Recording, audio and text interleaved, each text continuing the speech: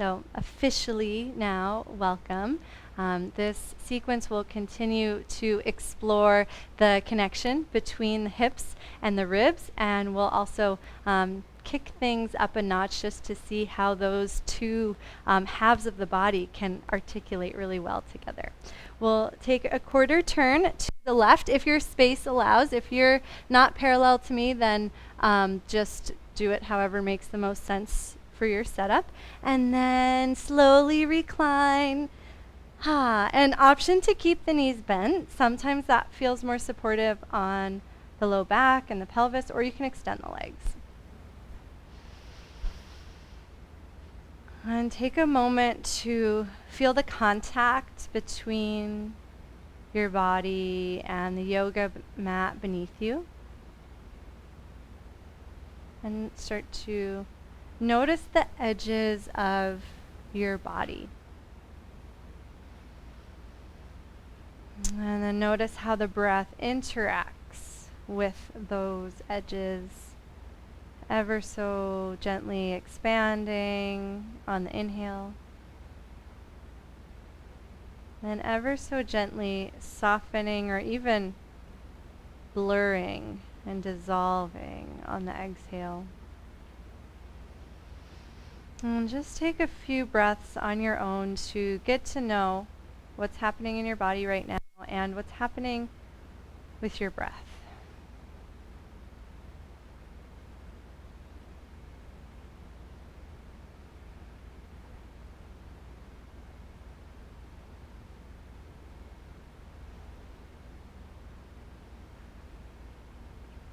And ever so gently start to circle the weight around on the heels and see if you can juggle this additional ball of movement as you continue to witness the edges of the body and the breath. And so move extra slow.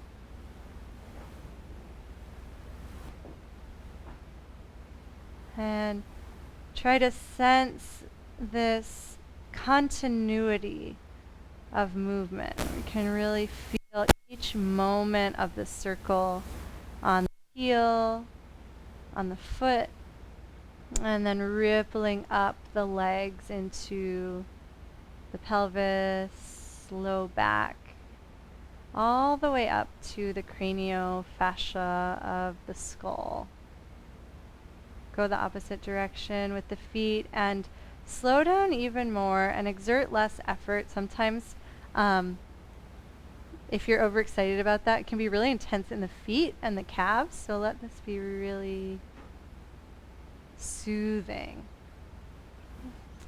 And then take a moment to pause. The feet can fall out to the sides if the legs are extended, or just rest gently on the mat. Come back to the breath.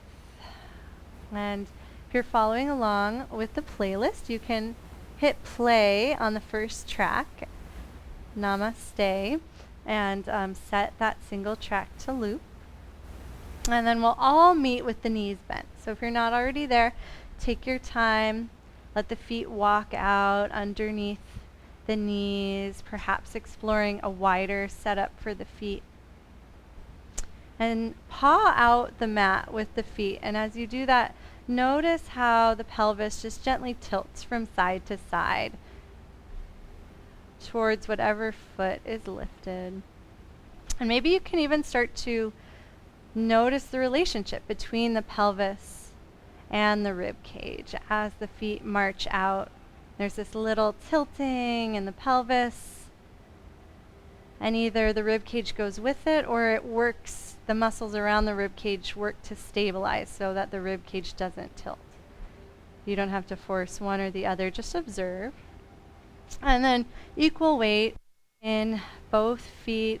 Let the left knee lift. And a lot of times people ask me how to do a crunch or how to lift their neck with their head without the muscles in their neck overworking. So we're going to do a little prep by bringing the hands to the front of the thigh and pushing the thigh away, and then squeezing the thigh back into the hands. So you feel the quads working. And then notice the front of the core working, and see if you can use that strength to peel up the bottom of the pelvis. I'll switch sides just so you can see what my pelvis is doing. So the hips are lifting off of the ground. And do that a couple of times, just feeling the front of the core, helping to squeeze the top of the pelvis and the bottom of the rib cage together. It's almost like a reverse crunch. I find this easier than lifting the head. And let's actually switch from leg to leg, because that felt really good when I switched sides. And so when I tell you to crunch up, and if it's uncomfortable, you can always do this action instead. This is a great crunch prep pose. If you're ready for a little bit more, the next time the left leg is squeezing into the hands, grab behind the thigh and imagine you're like a rocking chair. And as the pelvis comes down, the head is going to just lift. And keep the contact between the bottom of the rib cage and the top of the pelvis. And do that a couple of times. And you don't need to come up very high, but just try to have this sense of the muscles in the neck not working too hard and the lifting really coming from the center. You guys look really great. The next time you come down, cross the right hand to the outside of the left thigh, squeeze hand and thigh together, and then very slowly start to tip both knees towards the right. And feel the connection between the pelvis and the rib cage. Let the pelvis pull the rib cage so you're not going into a deep twist and you're just rocking onto your side. Left hand follows. And then gently circle the left arm overhead. The left arm is going to pull back on the rib cage and let that pull the pelvis back to where you came from so the core is nice and strong. And let's do that one more time, starting with the crunch. So option to do the crunch prep pose, or if you feel ready, the hands can reach towards the foot as you curl up. Come back down, right hand to thigh, connect, and then keep that connection as you take this like slow motion roll onto the right side of the body. And the shape of the body really stays the same, which for some reason is hilarious to me. Once the left fingertips touch down, take a nice easy circle. Imagine the arm connected right to the pelvis so you don't even feel your shoulder. It just pulls right on the outer hip back to where you came from. Cross the left leg over the right and grab behind the right leg. Same idea as the crunch prep pose. Feel the pelvis lift off the mat and then kick the legs forward and let that roll you up to seated. Nice. Place the hands behind you and just take a really gentle tick-tock from side to side, just starting to open the outer hips.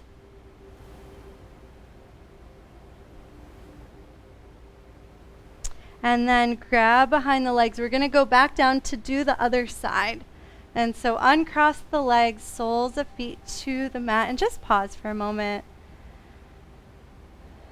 Feel the shoulder blades connect to the earth. Let the back of the neck lengthen.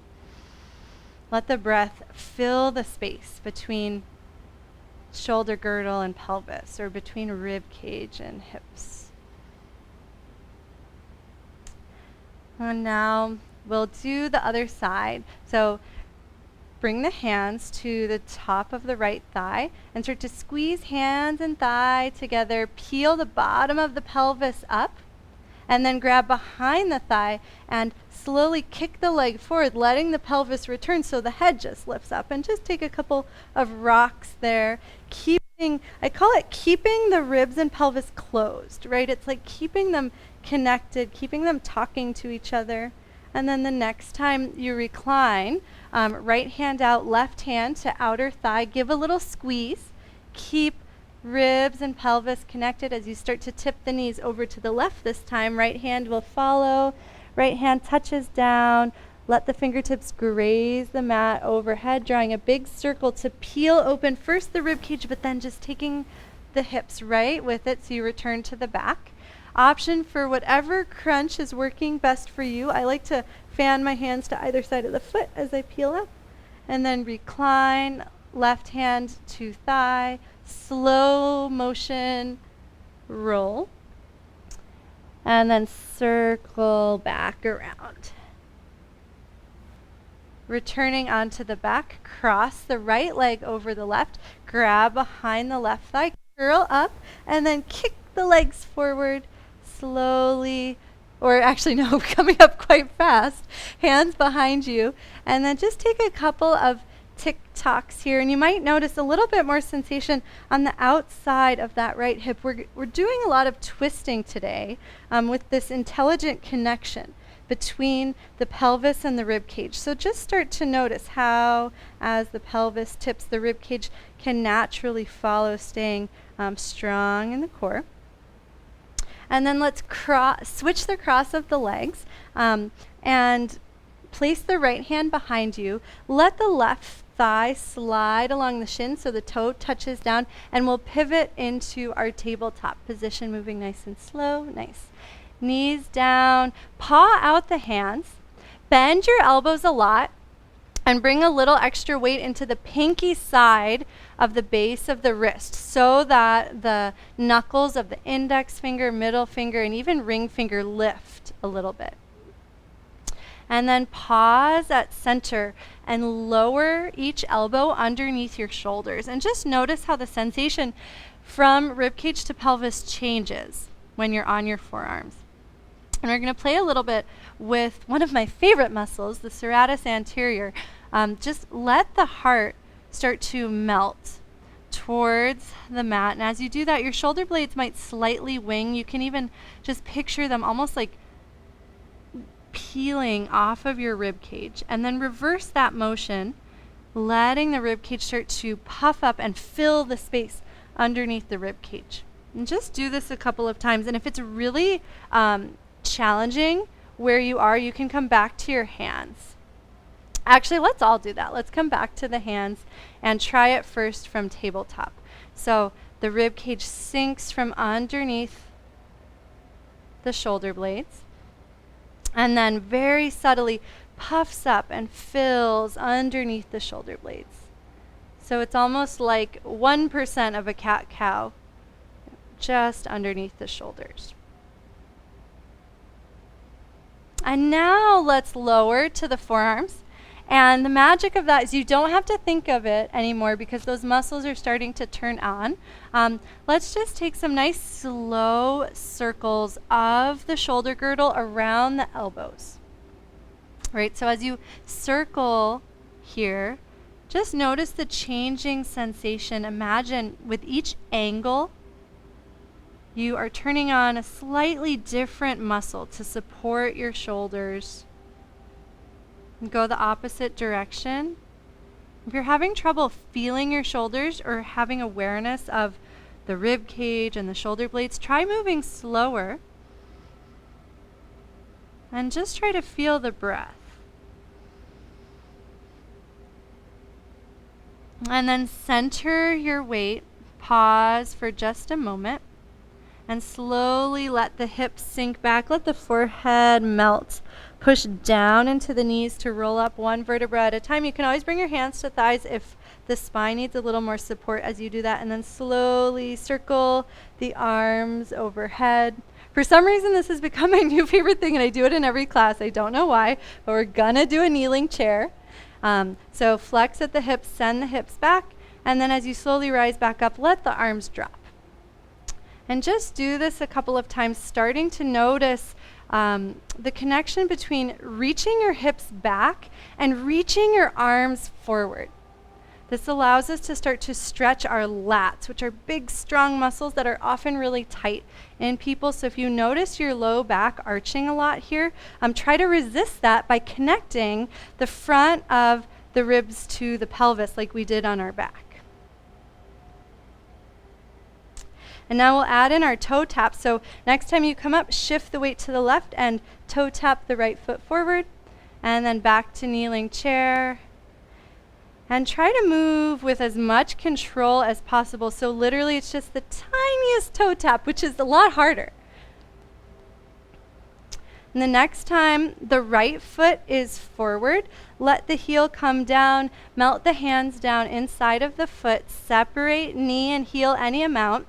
And then a little different than our hula hoops, imagine you've got a quarter underneath your right heel and your left knee, and start to circle around that quarter. And notice how the hips follow, but there's a very different quality as you circle from the ground up.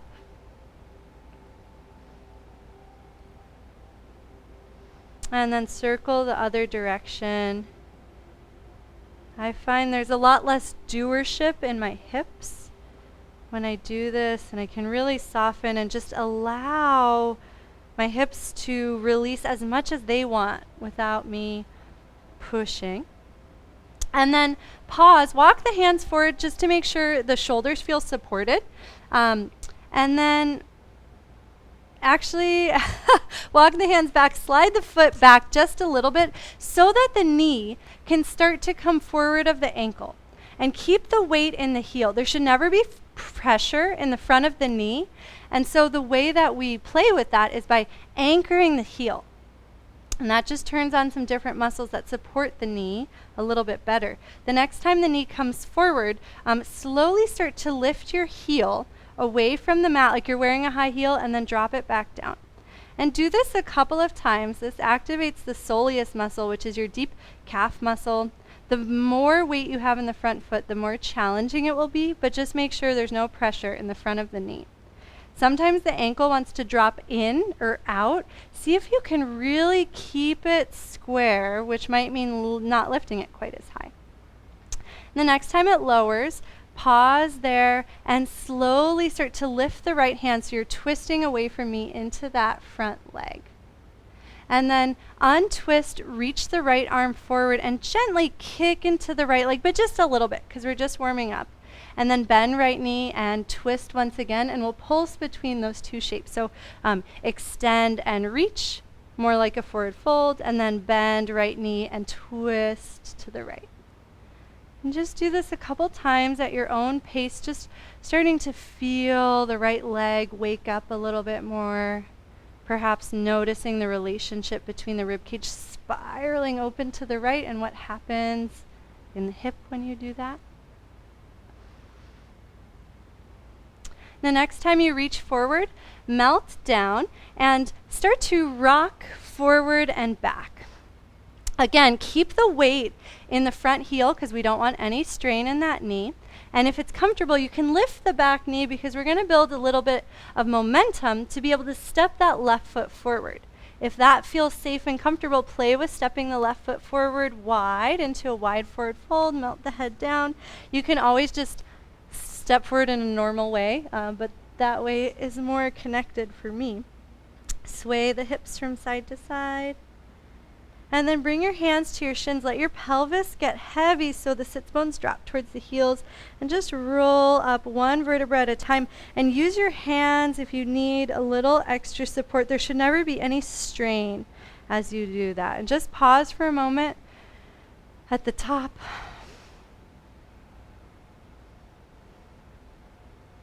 And then sweep the hands forward.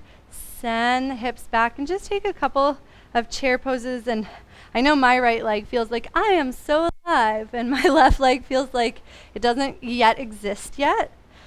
Don't worry, the left leg will be alive in a moment. The next time you sink back into your chair, drape the body over the thighs, connect hands to earth, shift the weight into the left foot, and then slowly bring the right knee down so that we can do the same thing on the second side. So inch the left foot forward, a little bit wider at first because we're going to start with those circles. So you've got a quarter underneath the heel and the knee. Start to circle around your quarters and just let the pelvis follow. And of course, separate the heel and the knee any amount that allows you to feel like you have enough space to enjoy this movement. Go the opposite direction.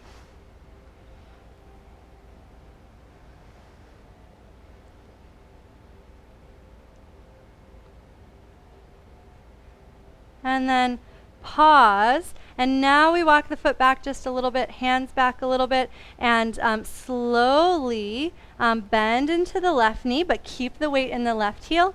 And then just play with lifting onto the ball of the left foot. So you're slowly raising the heel up. And you might notice some little wiggles in the ankle. That's fine, but if it really falls out to one side, try lifting slower with more control.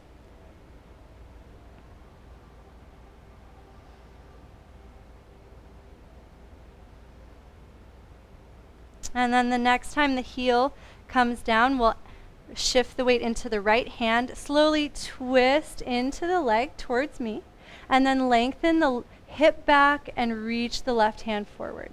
And then bend knee and twist, kick leg and lengthen. Move at your own pace. If you want to connect the breath here, you can play with inhaling for the twist and exhaling for the kick. But really, either way works. You'll just discover something different. The next time, everything lengthens out, left hand down. Inch the back knee forward just a little bit and start with those little rocks, keeping the weight in the left heel. Again, that's going to protect the front of the knee. Option to lift the right knee as you continue to shift. And then whenever you feel up for it, step the right foot forward. Drop the head. Observe the breath for a moment. And then with or without support, slowly drop the sits bones and start to roll up. Again, just feeling how the core naturally shows up to support you here without any needing to activate it. And then we'll go into our chair poses, adding on our toe taps from last week. So crease the hips back, reach the hands forward, and then push down into the feet, coming back in. The next time you come up, if you already know the toe taps, you can go right into it. Otherwise, you can turn to face me as I demo. You'll just flick into the foot to bounce the knee high, keeping the hip flexors really nice and soft, right? So if you feel the hip flexors working here, try letting all the movement come from the foot, and it might mean the leg doesn't lift very high, but it should feel really good. And ask questions if it's not working, but maybe after class. So once you've got the hang of it, you'll go from chair right into the foot flick. And the next time the right foot flicks, step it forward any amount that's comfortable and start to rock the weight forward and back, letting the feet come wider if the body wants that. Slowly start to bend into the right knee. Again, keeping the weight in the ankle, and if that's hard, scooch the foot forward, and that might give you some more room. And each time we do Virabhadrasana 1 today, we're really going to focus on the connection between the back leg and that whole side of the body. So slowly lift just the left arm, sweeping it up, and notice the whole left side of the body lengthening. And then kick into the right leg, drop the left arm, and now reach the right arm up. I'm going to call this volcano pose, right? So push into the feet and feel the whole right side of the body lengthening as the right arm reaches up. Lift the right heel just like we did in our lunge. And now we'll pulse between those two shapes. So lower right heel, switch arms, bend right knee for our left side experience in Vira 1. And then switch arms, volcano with the heel lifted. Move nice and slow and just play with these two experiences. One really focuses on the left side lengthening, and the other, the right side, really powers to lift you. Not just the arm, but the leg and the whole side body. The next time you're in Virabhadrasana 1, pause there. Shift the weight into the right foot and very slowly bring the left knee forward. Let the left arm swing down and you'll naturally be twisting into your leg. Right hand to thigh and just pause for a moment like we did on our back. And then slowly start to reach the left arm forward as the left leg steps back to Virabhadrasana 1. Extend right leg volcano and we'll repeat. So first Vira 1, volcano, just playing with scissoring the arms. And then whenever you feel up for it, from Vira 1, you'll shift the weight into your twisted tree. Pause there, circle the ankle, and then slowly lengthen the left side back out, returning to volcano. And then melt the hands down, drop the back knee, and just gently kick into the right leg like we did before, but instead of reaching forward, slowly start to circle the right arm back. And then bend the right knee, reach forward, kick into the right leg, reach back. And just take a couple of these. As our sequence progresses this week, we are going to be working into a revolved half moon pose. So anything we can do to get this spiral line of the body nice and supported and also lengthened will help. And then shift the hips forward and back, lift the back knee, and when you're ready to spring that foot forward, go for it. Let the head melt. And then slowly roll up one vertebra at a time. Cross the left leg in front of the right. Reach the arms towards the left. And then big circle all the way to the right, pivoting on the foot. So you're facing the opposite direction. Step the left foot forward and just pause for a moment. We've changed directions. We're going to change legs for that sequence. Just let yourself land for a moment. And then we'll kick everything off with our chair pose toe flicks. So start with chair and then start to add the feet in when you feel up for it. And if you ever feel the hips really working hard and flexing a lot as you do the toe flicks, leave them out and just come on to the tippy toes between chair. And that's a great strengthening exercise that will have a lot of benefits without creating imbalance. The next time the left foot is lifted, step it forward and then slowly shift from foot to foot, letting the feet come wider or longer, whatever feels most supportive for the hips. Start to bend the left knee, and now we sweep the right arm up. So you've got this long line from the right heel all the way up the side and the front of the right half of the body.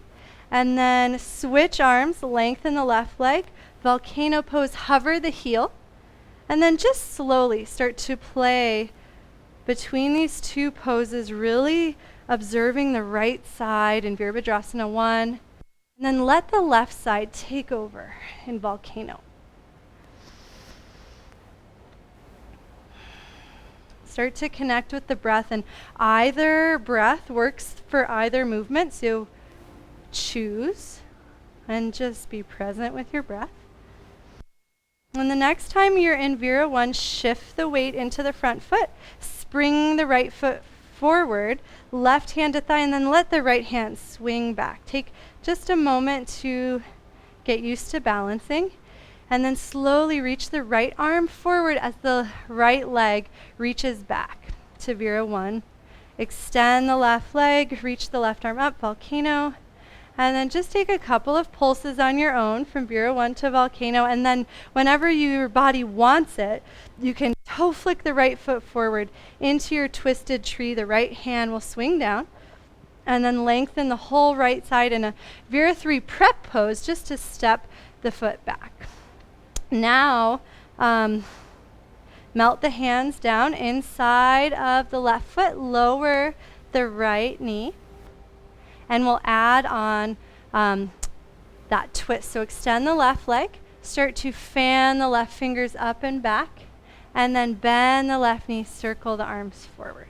Kick into the left leg, circle the left arm back, and just take a few rotations here. And the left leg never has to extend. You don't want to feel too much in your hip or your hamstring here. So if you're really like cranking into it, see if you can move a little slower and feel it more evenly through the whole left leg all the way into the core and the rib cage. And the next time the hand comes down, pause there, inch the right knee forward, bring the right hip down, and then kick the right leg through. Extend both legs and just pause for a moment in Dandasana. If it's not comfortable to sit up straight here, you can reach the hands behind you and lean back a little bit. And then even though we are going to lay down and start our sequence in a moment, if you want to change to the second track now while you're upright, you can. We'll warm up the back of the shoulders by just tenting the hands behind you and start shifting the weight from shoulder to shoulder. And you don't want to feel any compression in the outside of the shoulder or the back of the shoulder. So that might mean not shifting too much weight. Somewhere between Dandasana and fish pose. Change the angle of the hands. Try bending the elbows a little bit.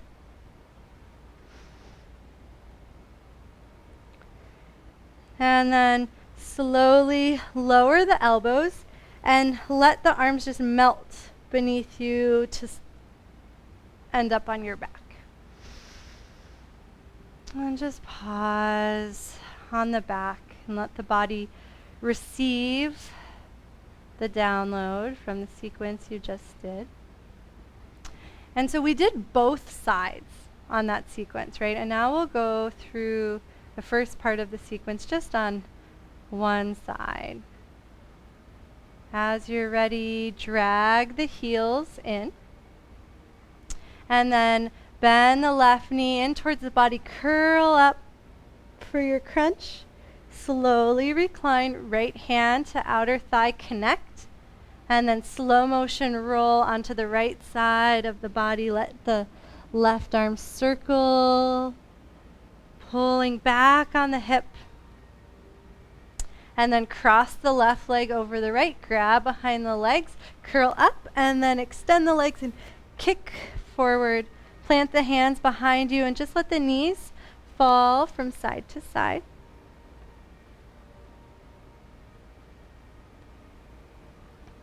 And then let the left calf slide in front of the right shin. Plant the left foot down. Turn the right fingertips behind you, pivoting to tabletop.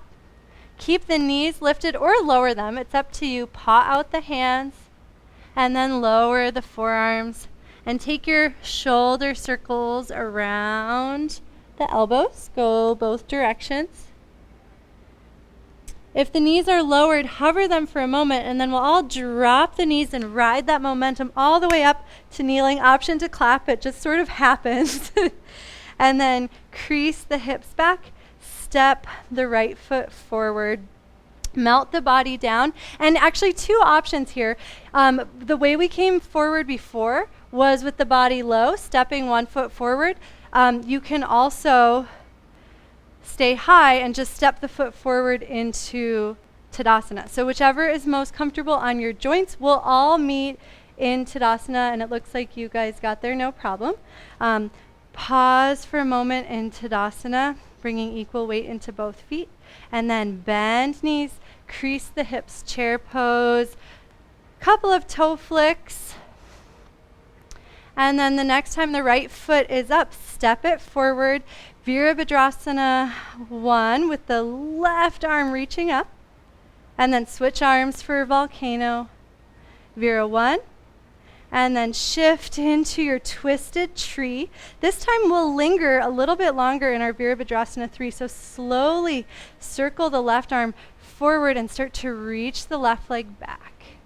Bend the right knee, keep the weight in the right heel, and lengthen through the whole left side of the body. And then touch the toes down and extend the right leg, extend the right arm. Pause in volcano before we do it again. Connect with your breath. And once you know the sequence, you can go at your own pace or you can stay with me. Lift the right heel. And then bend the right knee, switch arms for Vira 1. Shift into your twisted tree.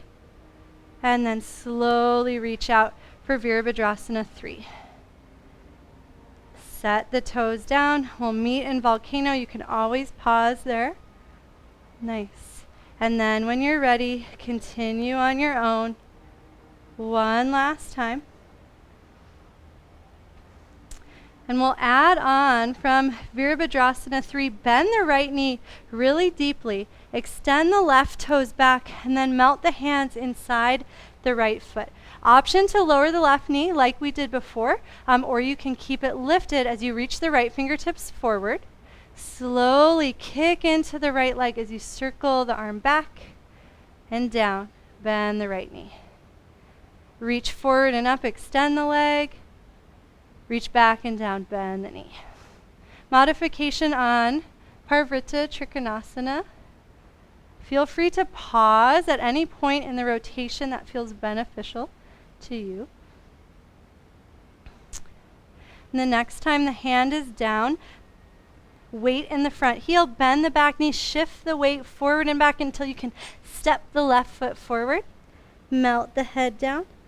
Heavy hips, slowly roll up one vertebra at a time.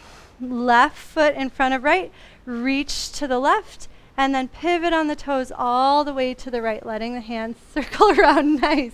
You guys all look like ballet dancers. Step the left foot forward, pause for a moment. Just preparing for the second side. And as you're ready, we'll start with chair pose. And as we repeat these chair poses, you can always start to squat a little lower if your hips want that challenge. The next time the left foot flicks up, step it forward and slowly bend left knee, Vira 1.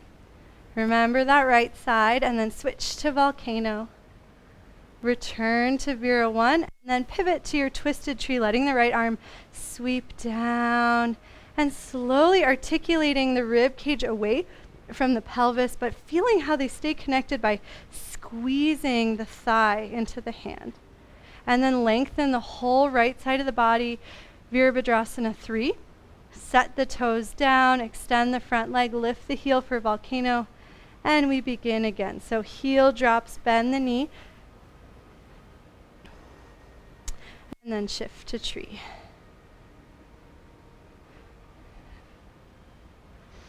And this can be as fluid as you want, or you can pause at any time in the sequence that feels interesting, or like you're getting stronger and you want to hold. We'll go through it one more time. And if you ever don't know what the sequence is, you can totally make stuff up. It doesn't have to be exact, so don't sweat it. Next time you're in Vira 3, bend the left knee a little bit. Reach right hand and foot apart. Set the toes down and then melt down inside of the left foot. Keep the back knee lifted or lower it, and we'll circle into the left leg. Option to play with extending the left leg any amount as you twist.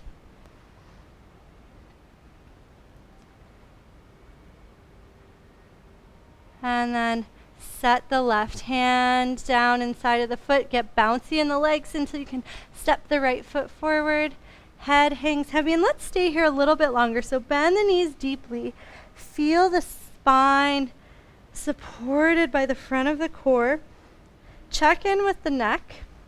If you feel any strain on the neck, just try lifting the head slightly.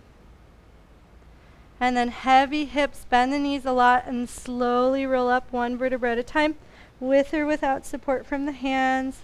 Let's circle the arms up and overhead just to articulate the shoulders. Gaze up. Bring the hands to heart center and just pause for a moment from standing. And then drop the hands, cross the left foot in front of the right, reach the hands to the left, and then slowly circle the arms to the right, pivoting on the feet, step the right foot back. Pause for a moment in Tadasana before we make our way all the way down. Send the right foot forward, bend the knees, reach the hands down, and just slide the left knee down to the mat, then left hip, and then extend the legs so that we're facing in the opposite direction. Pause in Dandasana. Feel free to lean back a little bit. You can go to the next track if you're following along.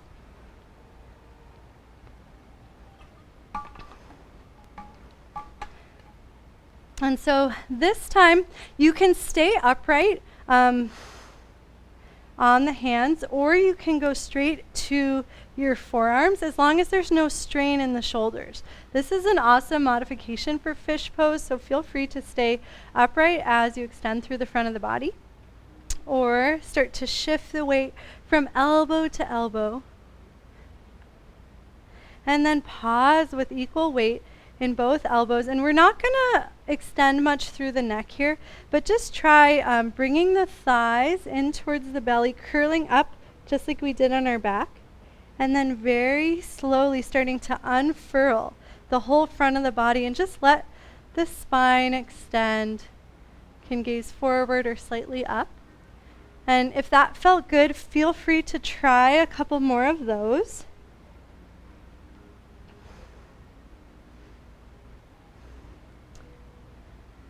And I find that a lot of people extend their necks a lot here and cause compression in the space between the skull and the cervical vertebra.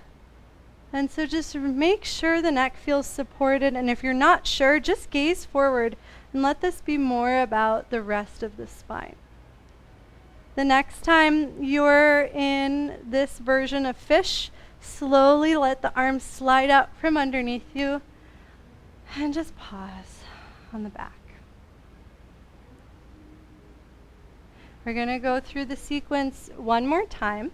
Everything is going to be the same, except we'll have the option for Parivrtta Urdhva Chandrasana and an option for handstand. And when it's time for that, you'll be able to go to the wall if you want to try that. We'll start by bringing our feet in, bridge prep pose, and then curl the right knee in and lift up for your crunch.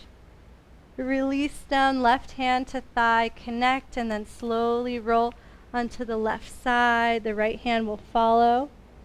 And then allow the right arm to circle the whole body back onto the back so that the hip rolls with you. Cross the right leg over the left. Grab behind the thigh, curl up, and then extend the legs and kick them forward, rolling up. Place the hands behind you and just tick-tock the knees from side to side, getting a little massage where the mat contacts the glutes, but then also getting some length on the outside of that right leg. The next time you're at center, let the right calf slide along the left shin, left hand behind you, pivot to the left. Pause with knees hovered, or you can lower them. Paw out the mat, and then lower one forearm at a time. Take some circles. If you want a little bit more here, you can swivel the feet to the right and slowly lift the right hand so that you're just on one arm, and then try going the other way. And just make sure that that doesn't cause any tightness or tension in the neck.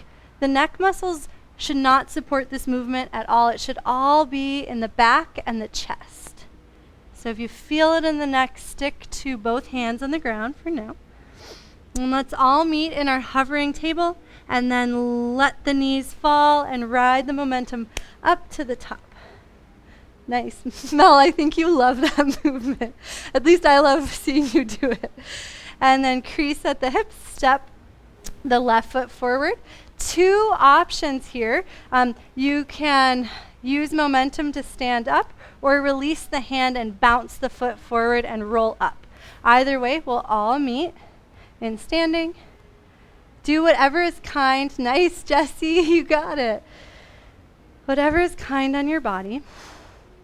And let's see. If you are going to do a handstand, just walk over to your wall right now, because you already know the sequence. If you're a very solid handstander, you don't have to go to a wall. Do you want to change? I guess I don't need to go to a wall. What? No, it doesn't matter. So if you're going to handstand, it's nice to have the wall there, but we're going to do the sequence, and then the handstand's just part of the sequence. So Satyam's going to be the demo, and I probably won't go into a handstand in the middle of the room because that scares me. So we'll start with our chair pulse and take a couple of toe flicks. And the next time the left foot's up, step it forward, find your Vira 1, focusing on the right side of the body. And then volcano. And then Vira 1. And shift the weight into your twisted tree. And then slowly let the right hand drop and reach forward. Virabhadrasana 3. Pause here. We're not going to add on just yet. We're going to do it just like we did before. Slowly lower the toes and extend the left leg for volcano. And then Vira 1. And then shift to tree. Circle the right arm forward, Virabhadrasana 3. And so now we've got the option for revolved Urdhva Chandrasana. Bend the left knee a little bit and slowly let the right fingertips come towards the mat. So the left knee might bend a whole lot. And then at the same time that the left leg extends, start to reach the left arm forward, twisting to the left. And then bend left knee, drop the left hand. Bend both knees and curl in Shiva squat. And now if you're playing with a handstand, extend the right leg back, plant the hands, I guess I'll come to the wall. Plant the hands in front of the foot and slowly start to jump with the left foot, and the right foot should just fly upward. Feel free to play with that a couple of times. You'll have another chance on the second side.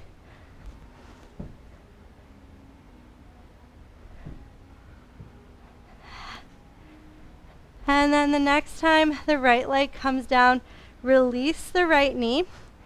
And you've got those quarters underneath the knee and the heel. Take those nice, easy circles, melting out any tension from the challenging revolved Urdhva Chandrasana. And just letting the shoulders soften, checking in with the neck. And if the neck's not happy, I might recommend not doing the handstand on the second side. And then as you're ready, you'll shift the right foot forward, roll up, cross the left foot in front of the right, circle the arms to the left, and slowly spin to the right. And if you're at the wall, I guess just be at the wall again. but we had to keep it balanced. We'll do that same thing again on the second side, starting with our chair. Going right into the foot flicks. And this is actually our last round of chair, so if you want some deeper squats, you're welcome to play with that. Just make sure there's no pain in the knees and the hips when you do that. And the next time the right hip foot is lifted, step it forward. We'll go into volcano. Vira 1. Right into twisted tree. Now that you know the sequence, move at your own pace as you shift into the balance pose. Stay there as long as you want. We've done a lot of good warming up for Virabhadrasana 3. You might notice a shift there. And then we'll repeat that one more time, adding on if you want. You never have to add on. Nice. And so if you would like to play with revolved Urdhva Chandrasana from Vira 3, bend the right knee really deeply, let the left fingertips touch down, and just play with extending the right leg as you reach the right arm forward. Make sure you can breathe, and then release the right hand, bend both knees, curl in toward the legs, and then extend the left leg up, plant the hands, and if you're going to go for a handstand, now is the chance. You can also just keep the feet down, but shift the weight forward, and just play with lifting the left leg. You get all the benefits of the inversion without having to fly upside down. Nice. And this is our last round, so I'm going to give you a little extra time here. Make sure you're breathing. It's really scary to do in the middle of the room. Nice, Dana. Bring some extra awareness between the hips and the ribs. It's kind of fun to see what they're doing. Yeah. Awesome. Great, Jesse. I love seeing you go back to the sequence. So in this extra time slot, wow, Mandira, I know you can handstand, but that was amazing.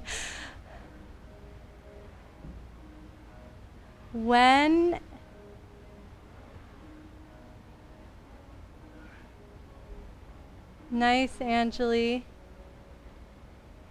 Sometimes at the middle of the room, it can be fun to play with just switching the feet. So it's not quite so scary as trying to do a handstand, but it's still really fun. Did you see that, or were you doing? Okay. Okay. If you are already have completed your sequence in your handstanding, we'll meet in Dandasana, but you don't have to rush to get there. And we can actually go to the next track because it's more chill.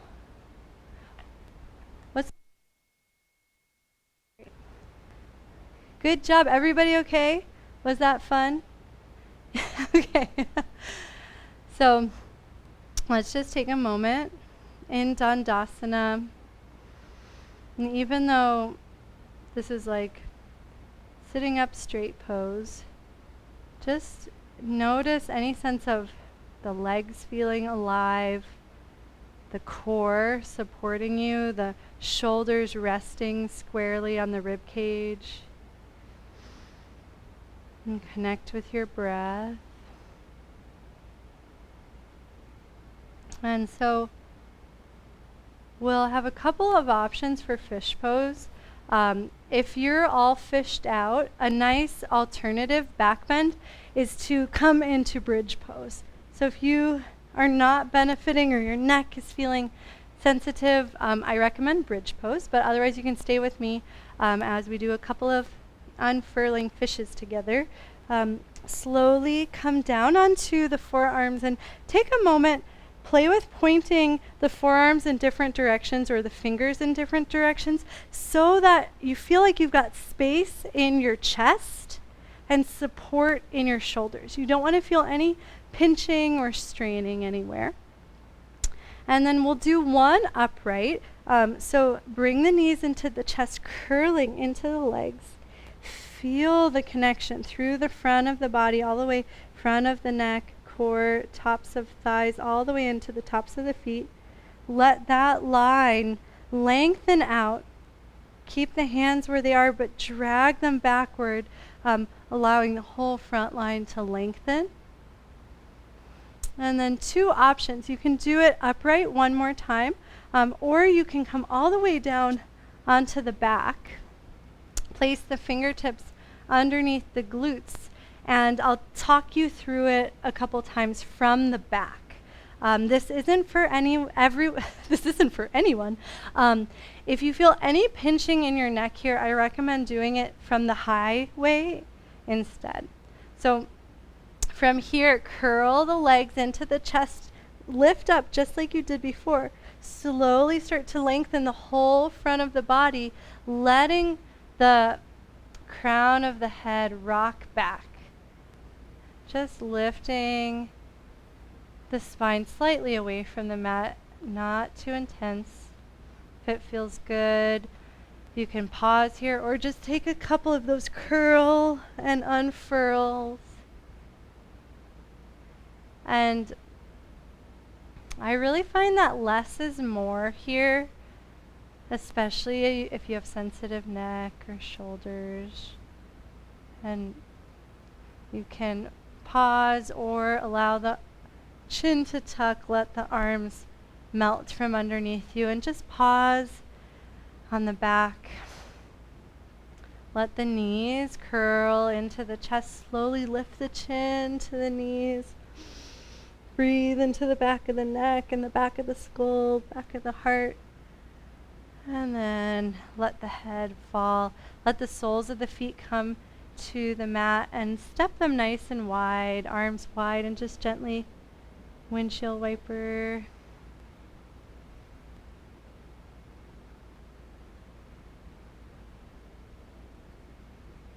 And then we'll, for our cool down, we'll do a similar sequence to our core sequence, but we'll be using both legs instead of one at a time.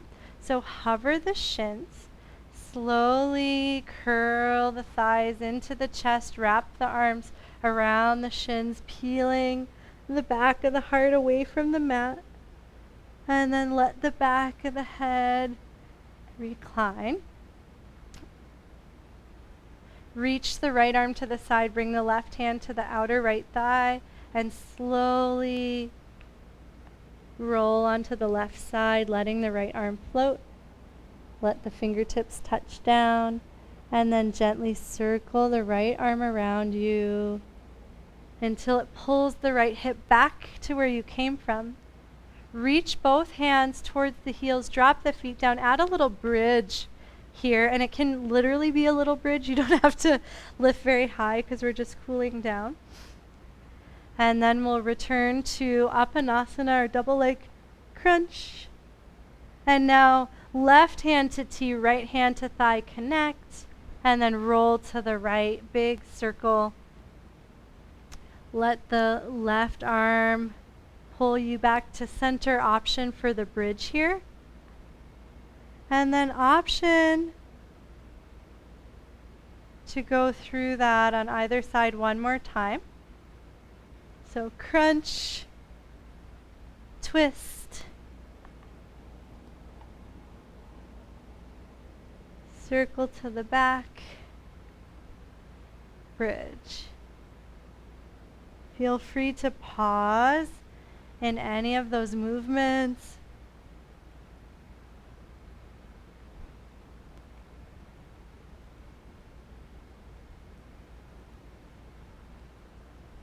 And we'll all meet on our back.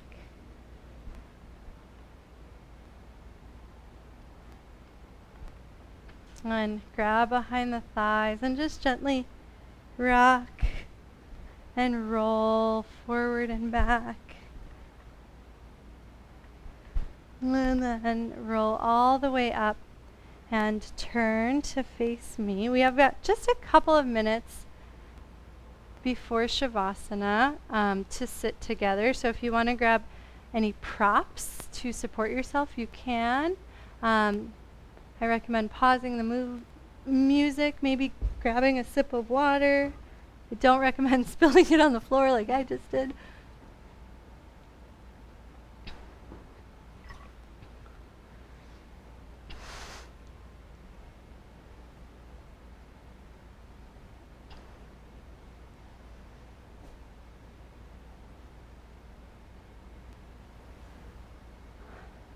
And when you're centered, you can close the eyes or gaze at a single point.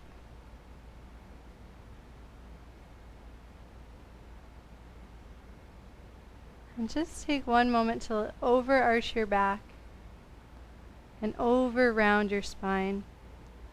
And then find that perfect middle ground and feel the balance between your level pelvis and your buoyant rib cage. And just start to notice the breath filling the space that connects the two.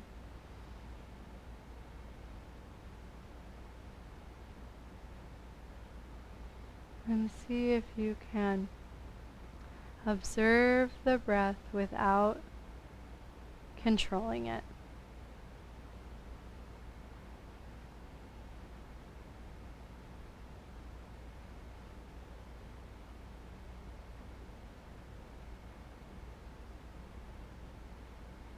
And start to connect the hum, sa mantra, hum to each inhale, sa to each exhale.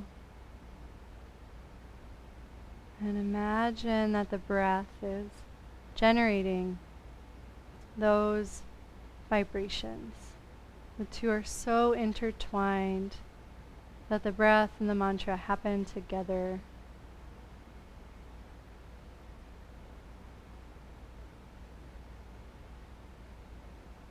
And the reason we repeat mantra is to not only focus the mind, but because the sublime vibrations guide us towards an experience of the inner self.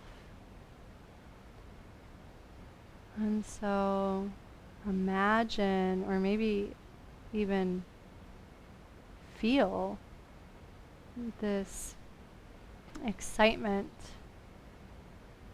experiencing the mantra a little more fully, with more attention.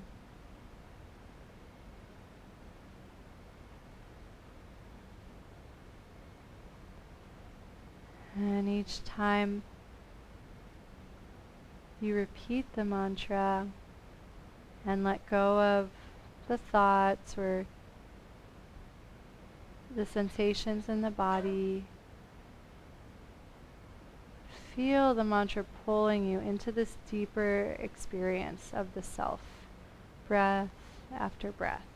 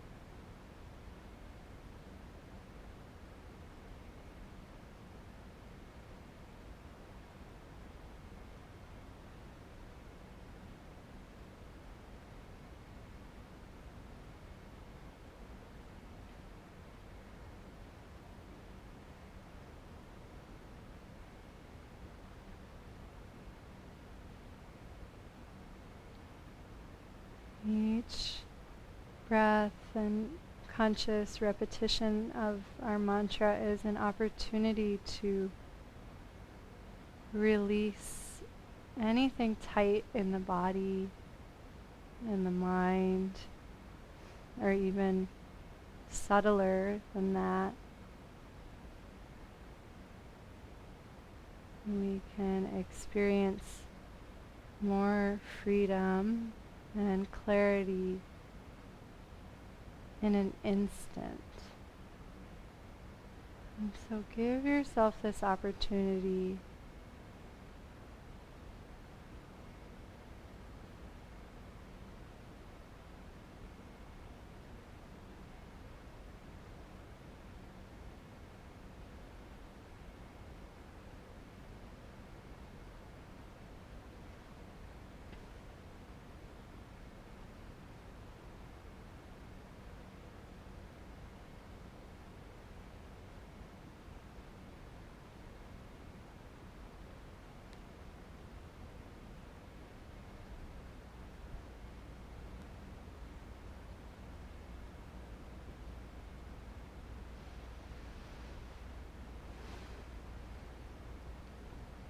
And you're welcome to stay upright, continuing to work with the breath and the mantra.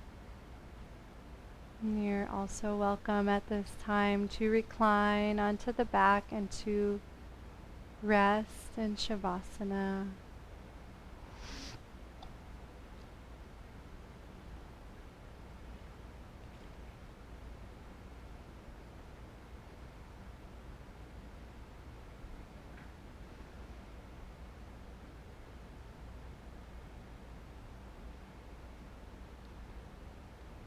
And regardless of what position you're in, this final part of class is a really wonderful opportunity to release more deeply, and to give your body, your mind, and your spirit the opportunity to drink really deeply from your practice. You can do this by meditating, and you can also do this by resting in Shavasana. And so we'll just absorb together.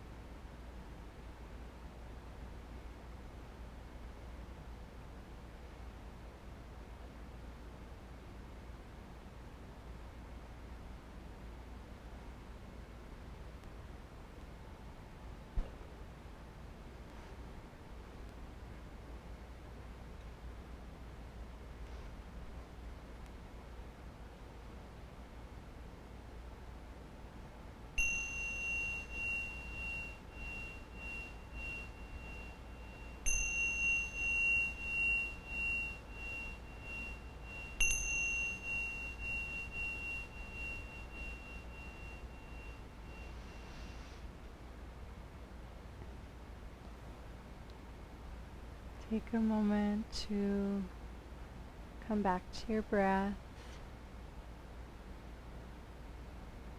Let it interact with the edges of your body.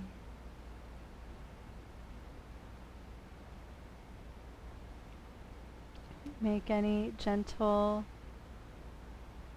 inviting movements in the fingers and the toes and the joints. And then eventually make your way to seated in whatever fashion is comfortable for you.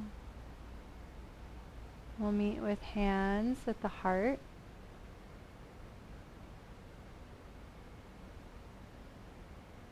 And we'll just chant the sound of Om one time together. And we'll chant after your next inhale.